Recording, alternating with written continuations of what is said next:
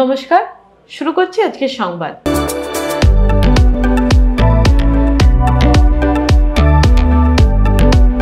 রাজ্যে একটা সুন্দর সম্প্রীতির বাতাবরণ রয়েছে। এর মধ্য দিয়ে দুর্গোৎসব থেকে শুরু করে ঈদ, মহরম, যীশুখ্রিস্টের জন্মদিন, গুরু নানকের জন্মদিন, ছট পুজো, এই সমস্ত ধর্মীয় উৎসব পালিত হয়। যুগ যুগ ধরে এইভাবেই আমরা সমস্ত ধর্ম, সমস্ত সম্প্রদায়ের মানুষ পাশাপাশি থেকে নিজেদের ধর্মাচরণ করে এসেছি। এটাই হলো আমাদের সনাতন ঐতিহ্য, সংস্কৃতি।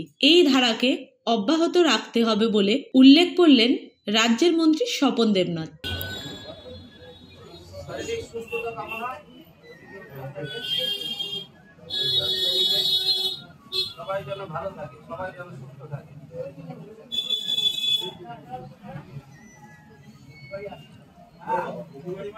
মহরম উপলক্ষে বর্ধমানের কালাপাহাড়ি মাজারে চাদর চড়ান মন্ত্রী স্বপন দেবনাথ। উপস্থিত ছিলেন প্রাক্তন বিধায়ক তথা পূর্ব বর্ধমান জেলা তৃণমূল যুব কংগ্রেসের সভাপতি রাসবিহারী হালদার, পূর্ব বর্ধমান জেলা তৃণমূল কংগ্রেসের সাধারণ সম্পাদক আব্দুল রব সহ অন্যান্য বিশিষ্টজনেরা। স্বপনবাবু বলেন, সারা রাজ্যের পাশাপাশি পূর্ব বর্ধমান জেলার সর্বত্র মহরম পালিত হলো। বর্ধমানের মহরমে সমস্ত ধর্মের মানুষের স্বতঃস্ফূর্ত অংশগ্রহণ বছরের পর বছর লক্ষ্য করা গেছে। এবারও তার ব্যতিক্রম হয়নি। আমাদের এই ঐতিহ্যকে সম্মিলিতভাবে রক্ষা করতে হবে।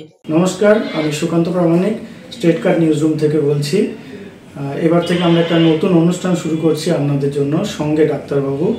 অনুষ্ঠানটি আপনারা দেখতে পাবেন প্রত্যেক মঙ্গলবার। তবে সঙ্গে ডাক্তারবাবু থাকলেই হবে না, আপনাদেরকেও থাকতে হবে। আপনাদের জন্যই করা। এখানে আপনারা চিকিৎসা সংক্রান্ত বিভিন্ন বিষয়ে খুঁটিনাটি তথ্য জানতে পারবেন, যেগুলো হয়তো আপনাদেরকে কোনো না কোনোভাবে সাহায্য করলেও করতে পারে। যদি কোনোভাবে সাহায্য করে থাকে তাহলে সব থেকে আনন্দিত হব আমরা। যুদ্ধ নয়, শান্তি চাই, এই থিমকে সামনে রেখে এবার মহরম পালিত হলো বর্ধমানে। মেহেদিবাগান বারোয়ারি মহরম কমিটির উদ্যোগে আয়োজিত এই মহরমের আনুষ্ঠানিক উদ্বোধন করেন বর্ধমান দক্ষিণ বিধানসভা কেন্দ্রের বিধায়ক খোকন দাস। তিনি বলেন, একটি সুন্দর থিমকে নির্বাচন করা হয়েছে এখানে। সারা বিশ্বের বিভিন্ন প্রান্তে যখন যুদ্ধ চলছে, তখন সেই যুদ্ধের বিরুদ্ধে শান্তির সপক্ষে এই থিম অত্যন্ত প্রাসঙ্গিক। তিনি বলেন, আমরা সবসময় যুদ্ধের বিরুদ্ধে। যুদ্ধ মানুষের জীবন কেড়ে নেয়, নিরীহ মানুষেরা যুদ্ধের কারণে প্রাণ হারান। তাই যুদ্ধের বিরুদ্ধে শান্তিকে প্রতিষ্ঠার লক্ষ্যে আমাদের সবসময় এগিয়ে যেতে হবে।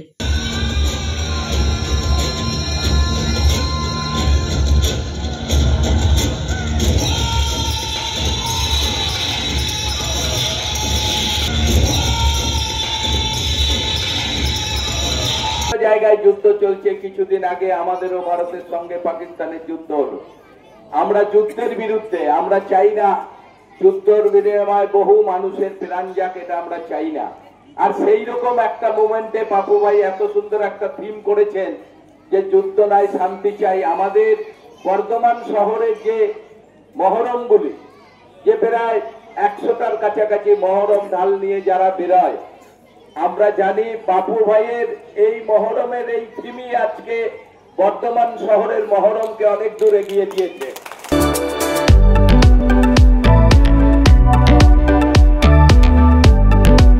জৈব সার ব্যবহার করে মাছ চাষ করার বিষয়ে উদ্যোগ নিয়েছে পশ্চিমবঙ্গ সরকারের প্রাণী সম্পদ বিকাশ দপ্তর। এর জন্য বিভিন্ন এলাকার পুকুর সুন্দর করে সাজিয়ে তোলা ও মাছ চাষ করার পরিকল্পনা গ্রহণ করা হয়েছে।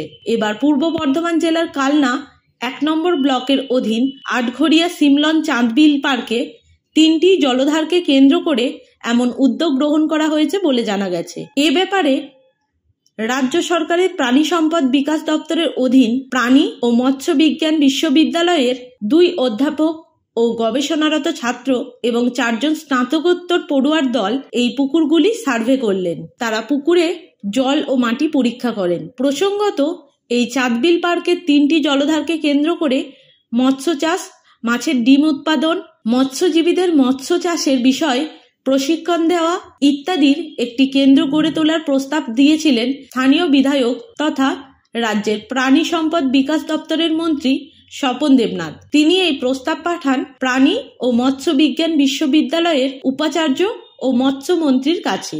সেই মতো ডিআরপি তৈরির কাজ চলছে বলে জানা যায়। এই প্রসঙ্গে স্বপন দেবনাথ বলেন, বিশ্ববিদ্যালয়ের 2 অধ্যাপক ডক্টর গোলাম জিয়াউদ্দিন ও ডক্টর প্রসেনজিৎ মালিক উপস্থিত থেকে এই সার্ভের কাজ করেন।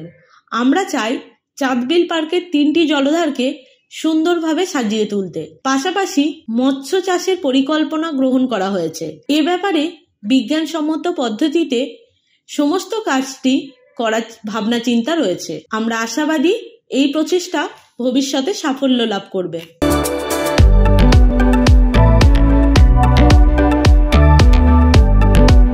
সম্প্রতি কলকাতার ল কলেজে এক আইনের ছাত্রীকে ধর্ষণের শিকার হতে হয়। কলেজেরই এক অস্থায়ী কর্মী এই ঘটনায় যুক্ত বলে অভিযোগ। এই ঘটনার পরিপ্রেক্ষিতে রাজ্য জুড়ে প্রতিবাদের ঝড় ওঠে।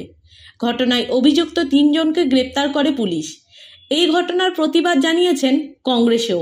এ প্রসঙ্গে পূর্ব বর্ধমান জেলার জাতীয় কংগ্রেসের অন্যতম নেতৃত্ব তথা চার্টার্ড অ্যাকাউন্টেন্ট শ্যামাদাস বন্দ্যোপাধ্যায় বলেন, নারী জাতিকে অসম্মান করার কোনো অধিকার আমাদের নেই। এই পৃথিবীতে মানুষের সৃষ্টি নারীর মাধ্যমে, তাই একজন পুরুষের জীবনে নারীর ভূমিকা অত্যন্ত গুরুত্বপূর্ণ। কোনো নারী যদি অত্যাচারের শিকার হন, ধর্ষণের মতো অপরাধের শিকার হন, তাহলে অপরাধীর পাশে কোনোভাবেই আমাদের কারো দাঁড়ানো উচিত নয়। কোনো রাজনৈতিক দলের এই ধরনের অপরাধীদের প্রশ্রয় দেওয়া উচিত নয়। এক্ষেত্রে প্রশাসনকেও কঠোর হাতে অপরাধ দমনে এগিয়ে আসতে হবে। শ্যামাদাস বন্দ্যোপাধ্যায় বলেন, কংগ্রেস এই ঘটনার তীব্র প্রতিবাদ জানিয়েছেন। পরবর্তী পর্যায়ে যদি এই ধরনের ঘটনা আবারও ঘটে, তাহলে কংগ্রেস আবার পথে নামবে।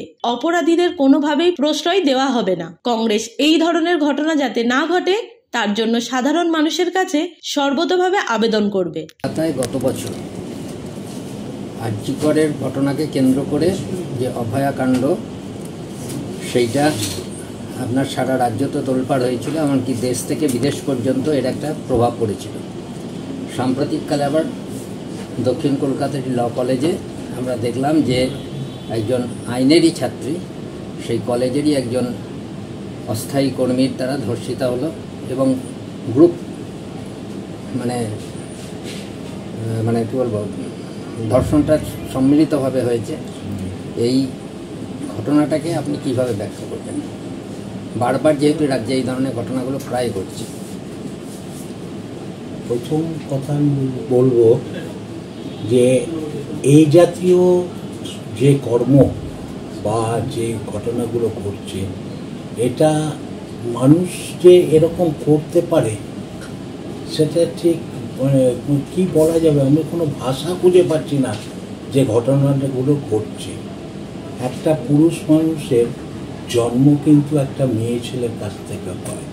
যদি নারীরা না থাকে তাহলে আমাদের পুরুষের কোনো দাম নেই। আমরা পুরুষরা জন্মগ্রহণ করি একটি মেয়ে মানুষের কাছ থেকে। একটি মেয়ে মানুষ আমাদেরকে 10 মাস ধরে পেটের মধ্যে রাখে, তারপর আমরা যখন প্রসব করে ছোট্ট ছেলেটা আমরা যখন তখন সেই মা কিন্তু আমাকে বড় করে তোলে। মায়ের লালন পালনে আমি বড় হলাম। বড় হয়ে যাওয়ার পর কি হয়, আমার যখন চাকরি পেলাম বা রোজগারের রাস্তায় যখন এলাম, তখন বিয়ে হলো। বিয়ে হওয়ার পর কি হলো, আরেকজন নারী আমার জীবনে এলো। প্রথম মায়া আমার জীবনে ছিল মা, দ্বিতীয় জীবনে কে এলো, আরেকজন নারী এলো, সে হচ্ছে আমার সহধর্মিণী, আমার স্ত্রী। কিন্তু সেই সহধর্মিণী, সেই স্ত্রী আবার আমাকে সেই মায়ের মতনই লালন পালন করতে লাগলো। অফিস যাওয়ার আগে খাবারটা সে করে দিচ্ছে, ব্যাগটা সে ধরিয়ে দিচ্ছে। আমরা ডিপেন্ডেন্ট নারীর ওপরে। সেই নারীর যে যখন অত্যাচার করছে, তখন কিন্তু খুব খারাপ লাগে যে তুমি মানুষ না, তুমি জানোয়ার। একটা মানুষ একজন মেয়ে ছেলেকে এইভাবে অপমান করতে পারে, আমার তো জানা নেই। আমরা সভ্য জগতে আছি, এটাকে কি আপনারা সভ্য জগতে বলবেন? আরজিকরের মধ্যে ঘটনাটা ঘটলো, এখানেও সেই ঘটনাটা পুনরাবৃত্তি হচ্ছে। ল কলেজ, আইনের কলেজে এরকম ঘটনা ঘটে যাওয়া মানে দুঃখের বিষয়, লজ্জার বিষয়। আমরা এই লজ্জা কোথায় মুখ লুকাবো এই সমস্ত মানুষগুলোর জন্য? এরা কি সত্যি প্রকৃত মানুষ? আজ আমি প্রশ্ন করব সমাজের কাছে যে এরা কি সত্যি মানুষ না এরা জানোয়ার? এরা কেন এরকম ঘটনা বারবার ঘটিয়ে যাচ্ছে? আর আমাদের প্রশাসন কি করছে? প্রশাসন চুপ করে বসে আছে। এইসব ঘটনা ঘটে যাবার পরে তারা হইচই করলো, আবার কিছু করলো, সবাই বেরিয়ে পড়লো, সব রাত জাগলো, রাত্রি হলো, রাজ্যি করার সময় দেখলাম কত হলো। এসব করে কিচ্ছু হবে না। আইনকে শক্ত করতে হবে এবং আইনের সঙ্গে জড়িত প্রত্যেকটি মানুষকে নিঃস্বার্থভাবে কাজ করতে হবে। তাদের আইনে যেমন চোখটা বন্ধ থাকে না, আইনের মানুষগুলো কিন্তু চোখ বন্ধ থাকে না। আমি বলবো আইনের মধ্যে যারা আছে তারা চোখ বন্ধ করে নিরপেক্ষভাবে যদি আমাদের দেশে কিছু হয় তাহলে এসব জিনিস বন্ধ হয়ে যাবে। এসব জিনিস যেই করুক তারই পানিশমেন্ট যদি আমরা সবাই মিলে এগিয়ে আসি।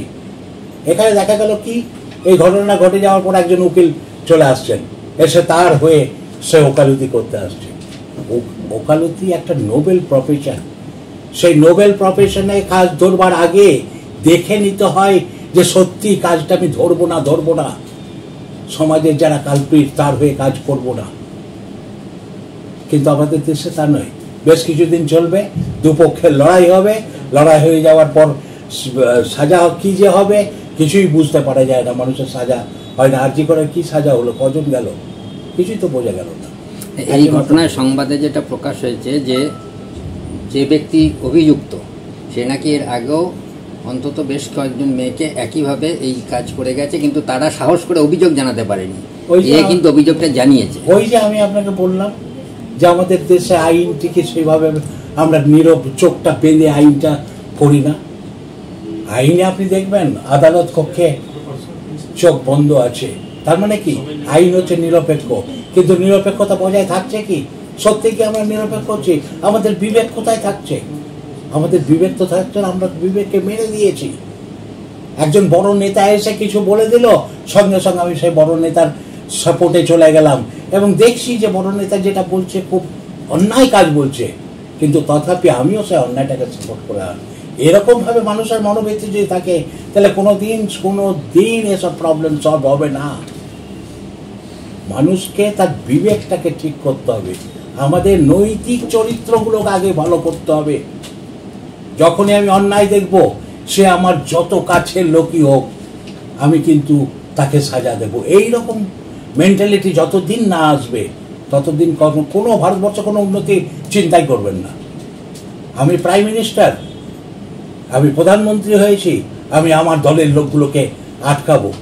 আমি মুখ্যমন্ত্রী হয়েছি, আমি আমার দলের লোকগুলোকে সেভ করবো। সে যত দুর্নীতি করুক, যা কিছু করুক, এইসব মেন্টালিটি যদি থাকে, যদি কারো এরকম মেন্টালিটি উদয় হয়, তাহলে সে দেশের উন্নতি আপনি আশা করতে পারেন না।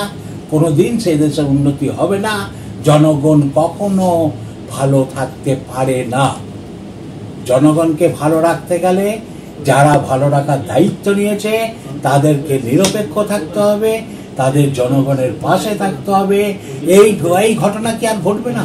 আবার ঘটবে, কারণ আমাদের সিস্টেম যা আছে তাই।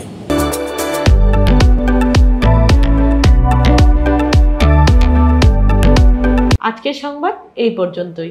নমস্কার।